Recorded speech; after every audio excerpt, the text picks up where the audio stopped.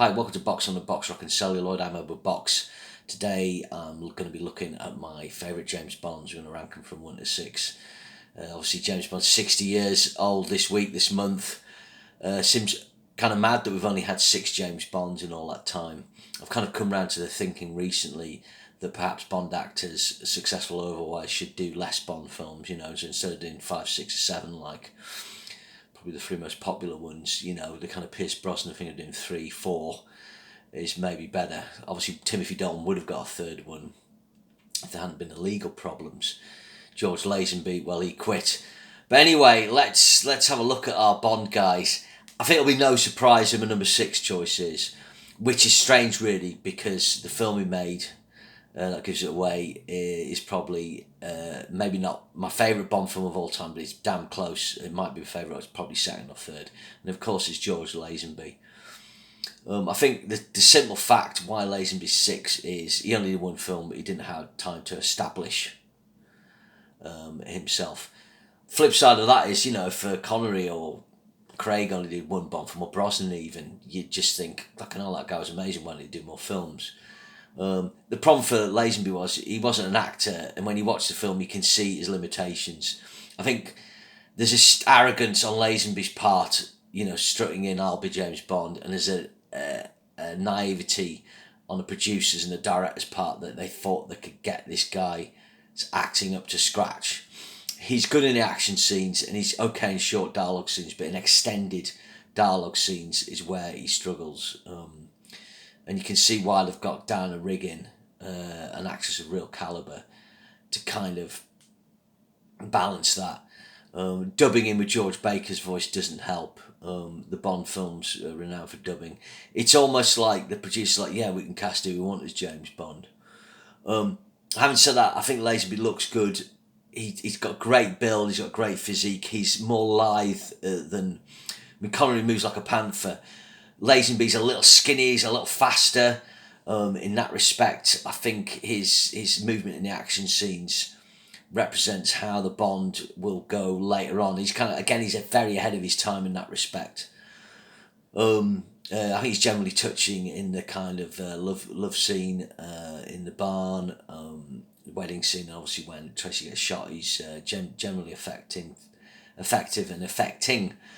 Who knows what would happen if he got another Bond, he could have done some other acting. I've seen some of his other films where his acting's better, another Bond film is 71, 72 with a couple of other parts in between would have helped him.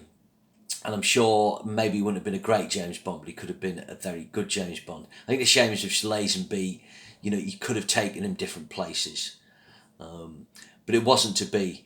But that's my 6th choice, not a surprise. My 5th choice is kind of been a tricky one, but the guy I'm going to pick, he's grown on me. I think his Bond's really important. I think his Bond's better than people realise, and his Bond's very innovative. It's just ahead of his time, and it's a wrong Bond at the time. So my 5th choice is Timothy Dalton. Again, perhaps not a surprise. He's only made 2 films. Dalton has a lot of love. There's Fleming purists who really rate and love Dalton's Bond, and there's aspects of his Bond that I love. I think if you watch the opening of The Living Daylights, particularly the pre-credit sequence and his first scene where he purposely botches the assassination on the Kara character, he arrives fully formed, the same way that Moore or Brosnan or those guys kind of arrived fully formed in a lot of ways. Where he comes unglued a bit is he's been given Roger Moore lines for the humour bits, which are, obviously they've written The Living Daylights with a view that Roger Moore might do it. Oh, with cast Pierce Brosnan, he's a bit more Roger Moore-ish. And then Timothy Dalton's coming in at the last minute, and they've managed to toughen it up in certain aspects and adapt to his Fleming take on Bond, but not all the way through. The other thing is the love scenes. He's given that bit at the start where he goes, better make that 2 hours, and he's really good. But then with Kara, it's quite effective, quite Hitchcockian, the love story, but he feels a bit uncomfortable in other bits that don't quite get the lines right, like the horse's arse bit and things like that. But I like Dalton's serious take in The Living Daylights, and he goes it even further in License to Kill. people, sorry, I've just knocked my desk there. People knock License to Kill at the time because he got too far away from Bond. But when you watch the Daniel Craig ones, Daniel Craig's leaving the service on a regular basis and going head to head with M. I mean, pretty much he threatens to leave the service in Casino Royale. He's got a kind of capture order on him in Quantum. He kind of goes rogue in Skyfall. He kind of goes totally off track in Spectre against M. And then he comes back and he's a bit rogue in, No Time to Die. So Timothy Dalton, we're not a country club 007. It doesn't seem far of a stretch now, but back then it did. I think the extra tough elements with the humour worked really well for Dalton. Compliments of Sharkey, for instance, in License to Kill. He has a little more success in the love aspect. I don't think he looks quite good. I don't like his hair. It's a toss-up. I think Living Daylights benefits from being more Bondian. I think his performance in License to Kill benefits from maybe being more where he'd like his Bond to go. And this is where the third film would have come in. You would have found both those elements and got his humour right. If you look at a film like Hot Fuzz, where he's very funny, that could have all come together beautifully in his third Bond. Maybe take a 3-year gap, a la Roger Moore. People warm to him more, and he gets the kind of more success that he deserves. But it wasn't to be. But there's a lot of good things about Dalton. Don't take his 5th place as him being kind of disappointing. It's more. He didn't make as many films. Okay, my number 4 choice for a while. I mean, this guy was kind of coming in second when he first came out. I think his tenure has dated a little, but he was the safe pair of hands. He was the guy who was born to be Bond. It wasn't a surprise when he got picked because he'd already been picked before. Of course, I'm talking about Pierce Brosnan. I think the strengths of Brosnan's Bond is he arrives fully formed. GoldenEye's, although there's maybe better performance aspects in other films, it's easily his best Bond film. He walks straight into it in a kind of light Roger Moore with a bit of Connery Rogue and a bit of Dalton sensitivity, Lazenby, Milk Tray Man. He's like a compendium of all the 4 Bonds that have gone before. He's good in the action scenes. He's got good dramatic sweep. I remember when the trailers appeared for GoldenEye, it was like, Pierce Brosnan is James Bond. This is the guy we need. And people forget how popular and successful he was after the kind of declining grosses of the Moore era and the disappointment of the grosses of License to Kill. GoldenEye went right over the top and delivered the grosses and the spectacle. And it put James Bond where it should be. This was followed up with Tomorrow Never Dies, although not as good a film. Brosnan's better in that in some aspects. He's more relaxed. He's filled out a bit. Later on, World Is Not Enough may be his best performance as Bond, but the film's boring. And then he finishes Die Another Day, which is such a shame. A 5th Bond would have been nice for him. Daniel Craig got his 5th Bond to kind of, to better Spectre. But there's no doubt that as longer a Bond actor goes on, the tighter it gets. There's no doubt Connery and Moore peaked with their 3rd Bonds. There's no doubt Craig peaked with his 3rd Bond, although his first Bond's probably the better one. Brosnan peaked with his first Bond, kind of kept things going with the second Bond, and that it was a perfectly good second Bond follow-up. It's if you look at like Man with the Golden Gun or Living License to Kill or Rush of Love, I think Tomorrow Dies. Yeah, it's a 6, 7 out of 10, but it's solid, and you're ready for that third film. You're ready for him to come out, all guns blazing, but the plot didn't work as bloated, and I think Michael Apted was the wrong choice of director. Good dramatically, but they really need to get an action guy in, get Martin Campbell back or something. But I like Brosnan's Bond. I just love to have got a 5th film. Okay, so down to the top 3. Now this is where it gets tricky. These are the 3 most successful James Bond actors. Actual fact, Brosnan's more successful in America. Well, probably more successful than Roger Moore. But Roger Moore did a lot of Bonds. In actual fact, Daniel Craig's Pierce Brosnan, Inflation Adjusted, is actually slightly more successful, I think, than Daniel Craig in the US, but Daniel Craig's bigger worldwide. Anyway, we're not getting to that. So where do I pick these? Roger Moore's my James Bond. He's the Bond I grew up on alongside Sean Connery. Daniel Craig came along and knocked it out of the park with Casino Royale, gave the best performance by an actor ever as James Bond, created a new way of playing James Bond. So, and Sean Connery created the James Bond character and had a really consistent run. I always say, official James Bond wise, he never made a bad James Bond film. I know some people slag Diamonds Off Forever. I think it's a great lot of fun. I really like it. I really like its atmosphere. It's got great sequences and so on. So where do I pick these? Well, looking at Daniel, he starts so amazing with Casino Royale. Yeah, the third act's a bit, what's going on here, but great James Bond film. Then he plunges with Quantum of Solace, what has recently become my least favourite James Bond film. The last time I watched it, I was bored, it's a mess. Oh, that bloody writer's strike, what could have been? It's such a tail off from his first one.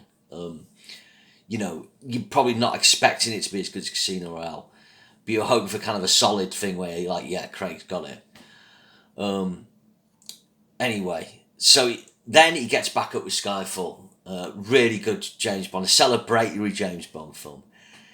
Then the Spectre, which takes another big dip for me, and it coughs and splits to 6 out of 10 for me. I know there's people, he's got his fans, but I don't buy it. Then he kind of reinvigorates a bit with No Time to Die, but it's his last James Bond film. What you've got to remember is, in the case of Sean Connery, he said, yeah, I'm not doing another one. He came back for Diamonds. I suppose, he said that was his last James Bond film. Roger Moore, he never said View of Kill was his last. I think they're trying to get him back. They just kept getting him back, which they shouldn't have, really. But, No Time to Die is a nice swan song for Daniel Craig, but it's not the highs of Casino or Die Another Day, but it is good. So this seesaw thing is weird, and I've got to say that I probably, I really don't enjoy watching Quantum. And Spectre, I watch it. So this brings me to Roger Moore. And one of the things with Roger Moore is he is really enjoyable as an actor to watch for me. His humour, his Bond films are fun. So even when he makes a fucking dud like View to a Kill, it's still, and even though he's too old and he shouldn't be in it, I still enjoy watching it for Roger. I certainly enjoy Octopussy for Roger. And although I find For Your Eyes Only a bit drab, a bit repetitive in terms of its scenes, Roger gives one of his best performances as James Bond. Moonraker, daft as a brush, but Roger gets some great scenes in it. You missed Mr. Bond. Did I? Classic Moore. The other thing Roger does, he's great at investigating. I love it when Roger goes, out at night investigating. He's maybe better. He's maybe the best Bond at investigating. And then you get his first 3 films, which are really good. I know Man with the Gun. I'm going to get slagged. I love Man with the Gun. Sparkle of my all-time classic. So there's that thing. Roger's a lot of fun. Daniel, as he's gone along, I've felt the whole Vesper, love, Madeline plot thing has kind of shackled Daniel from just having fun and making a fun James Bond film. The bits of humour in Casino Royale and the toughness could have, and the gentle bits in Skyfall could have given rise to Daniel just, having a gas. But they decided to have this Vesper arc, basically, which I think's been really good and well handled in a lot of ways, or not in some. But it's that thing, if I want fun, I'm going to watch Roger. So that brings us to Sean. Sean always has a twinkle in his eye. I think, sorry, my nose and hay fever. I think one thing people don't realise with the Sean Bonds is his character is literally a sci-fi. He's very two-dimensional. Now, you might think, crazy, Roger Moore's two-dimensional, but he's not. The scenes in The Spy Love Me where they cleverly use the allusion to his wife's death from the George Lazenby era, and in For Your Eyes Only, that bring a bit of depth. I love his scene with Scaramanga. There's something and you're full of it, So Roger gets little character beats you wouldn't expect that are thrown in there, and amongst his kind of Roger Moore persona, let's send up James Bond. Sean, though, never made a bad film, creates the template. In actual fact, Thunderball might be his best performance as Bond, even though it's not his best film. He's clearly bored in For Your Eyes Only, and that You Only Live Twice, and that lets down in the film. Then he comes back for Diamonds Are Forever. He's got his £1,000,000 or whatever, and he's having a lot of fun.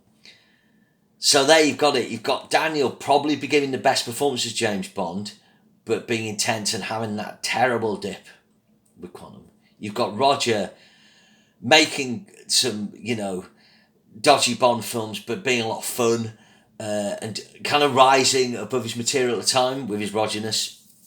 Now you've got Sean, not always having the depth, but creating the cinematic character of James Bond and not making a bad Bond film. How many classics have they made? Roger, Spy Me, out and out classic. Some people might say Live and Let Die. I think there's issues with that, although it's a really good Bond. So Roger's only really got one out and out classic, Spy Me, one of the best Bond films ever. Daniel, I think Casino Royale. I think Skyfall. I think we'll give him that. Sean, Russia with Love, and Goldfinger. So Daniel and Sean have got the two classics. Roger's got one. So, what is my final choices for the top three? I'm going for Daniel for number 3. I love Daniel, but when it comes to the crunch, Roger is my James Bond, and he's always fun. So Roger's second. And I've picked in Sean 1. For the reasons I've said. And it will take a long time to beat Sean Connery's James Bond. People will out-act him. There will be more depth to the character. But a movie star, an icon was created between casting him, the work Terence Young, Broccoli did and Sean did. So, at 6, George Lazenby. 5, Timothy Dalton. 4, Pierce Brosnan. 3, Daniel Craig. Just ahead with Roger Moore. And then just ahead of that, Sean at number 1. And that is my top 6 James Bonds. I'm excited to see who the 7th is. And that always reinvigorates things. So, let's see. Hopefully see you again. Thanks very much.